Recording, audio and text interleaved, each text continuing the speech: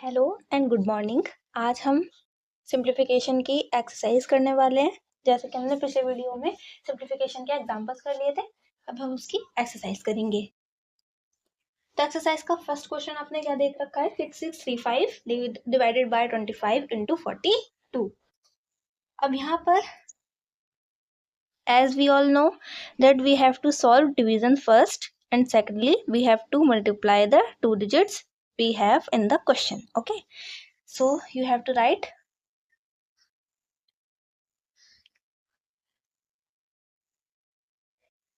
to solve this equation.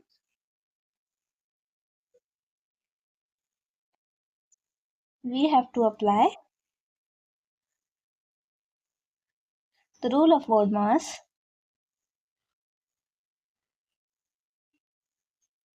Okay, अब इसके बाद ना आपको क्या करना है, हम ना सबसे पहले स्टेप वाइज, जैसे मैंने आपको बताया था कि स्टेप हमारे 6 होंगे। अब उन स्टेप में से आप एक आधा स्टेप को स्किप भी कर सकते हो, ठीक है। जैसे कि हमें पता है इस पूरे के पूरे हमारे क्वेश्चन के अंदर हमें ब्रैकेट नहीं दे रखा, तो सबसे पहले हमने बी को देख लिया, ब्रैकेट दे ही नहीं रखा है। ओ को देखा, ऑफ दे रखा है क्या, ऑफ भी नहीं दे रखा है। डी को देखा, डिवीजन दे रखा है, हाँ हमें डिवीजन दे रखा है। तो हम स्टेप नंबर 1 में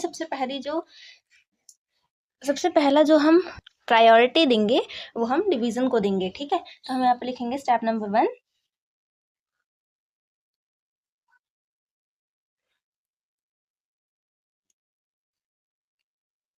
अप्लाइंग डिवीजन फंक्शन।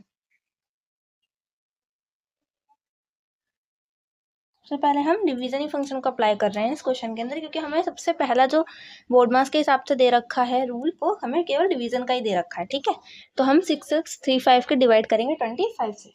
तो अब हम क्या करेंगे, हम करेंगे 6635 में 25 का डिवाइड, ठीक है। 25 और 6635, ठीक है, इनका हमें क्या करना है, डिवाइड करना है। 25 से 66 डबल 20 मतलब 66 जो है वो 25 से बड़ी डिजिट है, तो 25 से ये कितने टाइम्स जाएगी, 2 टाइम्स जाएगी, 50। अब 6 में से 0 माइनस करेंगे तो क्या आएगा 6, और 6 में से 5 माइनस करेंगे तो आएगा 1, यहाँ से 3 आ गया। कितनी बार जाएगा, 6 टाइम्स 150। 3 में से 0 माइनस करेंगे तो 3 आएगा, 6 में से 5 माइनस करेंगे तो आएगा 1। अब यहाँ से 5 आ जाएगा। अब कितने टाइम जाएगा, 5 टाइम्स जाएगा, 125। 5 में से 5 माइनस करेंगे तो आएगा 0, और 3 में से 2 माइनस करेंगे तो आएगा 1। अब क्योंकि यहाँ पर 10 आ गया, 25 से 10 का डिवाइड तो हो नहीं पाएगा। 25 से 10 जो है वो स्मॉलेस्ट डिजिट है, ठीक है। तो जब हमारे पास एक स्मॉल डिजिट हो और डिवाइडेंड जो होता है हमारा वो ग्रेटर हो जाए उससे, तो हम क्या करते हैं, यहाँ पर डेसिमल लगाते हैं। क्या करते हैं, डेसिमल लगाते हैं, और एक यहाँ पर 0 को बढ़ा लेते हैं, ठीक है। डेसिमल से क्या होता है, जितने भी चाहो आप 0 बढ़ा सकते हो, लेकिन एक स्टेप में आप एक ही 0 बढ़ाओगे, ठीक है। अब 25 के टेबल में 100 आता है कितने टाइम्स, 4 टाइम्स। 25 4 जा 100, ठीक है। तो ये पूरा पूरा हमारा डिवाइड हो गया। तो हमारा क्वेश्चन क्या है, 265.4। तो यहाँ पर हम क्या लिख देंगे, 265.4 इंटू 42, ठीक है। आपका स्टेप नंबर 1 पूरी तरीके से फिनिश हो गया। अब आप क्या करोगे, स्टेप नंबर 2 पर स्विच करेंगे। स्टेप नंबर 2, तो हमने देख लिया कि हमने देखा कि यहाँ पर बी नहीं था, ओ फंक्शन था नहीं था, डी फंक्शन था।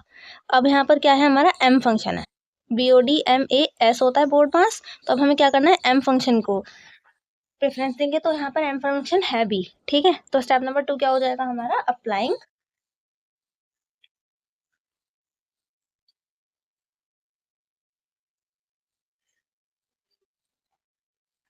मल्टीप्लीकेशन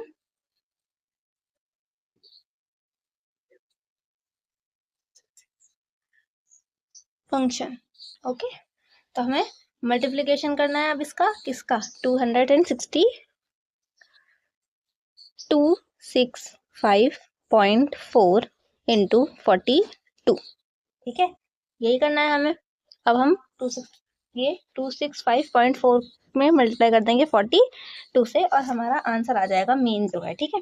तो अब इसका अब डेसिमल वाले क्वेश्चंस के अंदर आपको कैसे कैसे डेसिमल लगाना है, वो चीज़ हमें कब पता चलती है, जब हम मल्टीप्लाई करने के बाद फाइनल आंसर पे पहुंच जाते हैं, हमें तब पता चलता है। ठीक है, तो आप नॉर्मल जैसे मल्टीप्लाई करते हैं हम उसी तरीके से इसकी मल्टीप्लाई कर लो। 2 4 जार 8, 2 5 जार 10, 0 कैरी 1, 2 6 जार 12 और 1 13, 3 कैरी 1, 2 2 जार 4 और 1 5, 4 4 jar 16, 6 carry 1, 5 4 jar 21, 21 carry 2, 6 4 jar 24 और 2 26, 6 कैरी 2, 2 4 जार 8 और 2 10, 6 plus 0 6, 3 plus 1 4, 5 plus 6 11, 1 carry 1, 0 plus 1 1 और 1 का 1 आ गया।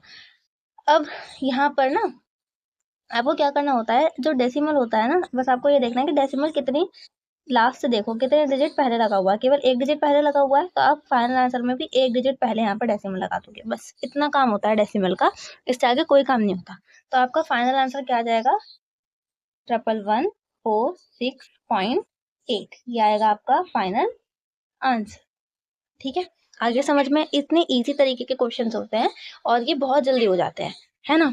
अब आपको मैं एक होमवर्क दे रही हूँ, इसको आप ट्राई जरूर करना बिल्कुल। अगर आप पता है, आप अगर क्वेश्चन को ट्राई करोगे तो आपको पता चलेगा कि आपने जितना सीखा है उतना आपको आया कि नहीं आया।